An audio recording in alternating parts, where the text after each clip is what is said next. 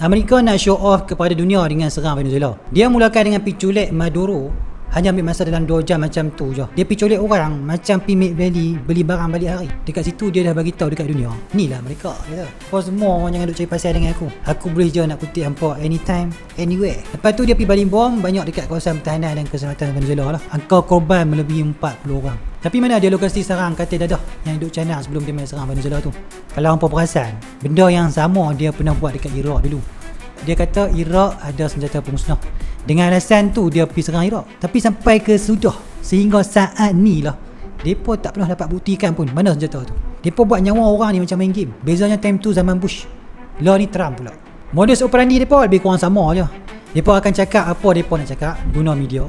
Lepas tu depa akan ulang sampai kita naik cemui. Secara tak sedar benda tu melekat dalam kepala otak kita dan kita akan kata lah betul juga apa yang mereka kata ni. Lepas tu depa mulalah buat projek perang yang depa dah rancang. Lepas menang, depa akan angkat kerajaan baru yang mana pro dan sokong depa. So senanglah depa nak kaut semua hasil bumi yang ada. Apa lagi kalau bukan minyak. Tapi bila cakap pasal kerajaan baru yang depa pernah bentuk, sebenarnya depa tak pernah berjaya pun. Contoh macam Afghanistan, depa jatuhkan Taliban. Depa angkat kerajaan baru. Lepas tu tak pernah aman. Dan sentiasa perang. Depa give up sebab makan modal lah kot. Depa pun serah balik Afghanistan dekat Taliban. Nampak tak betapa pak pandainya Amerika ni. Tapi dalam kes ni Venezuela ni minyak yang low grade dan keluaran minyak dia pula dalam dunia hanya 1.1% je. Apa yang Amerika nak sebenarnya? Jawapannya Amerika lah ni duk tengah struggle untuk kekalkan kuasa dia dalam dunia ni. So dia akan halang mana-mana kuasa yang nak lawan dia.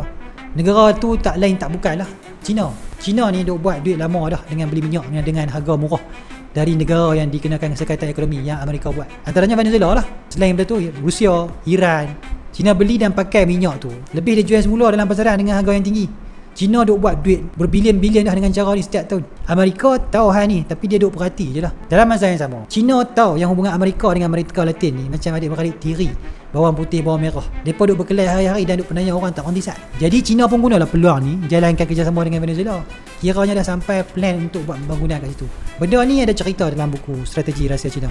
Amerika, of course lah dia tak mahu China main duk dekat dengan dia. Sebab macam-macam boleh jadi. Amerika tahulah sebab dia pun buat strategi yang sama dengan Palestin. Dia sokong Israel duk dekat situ.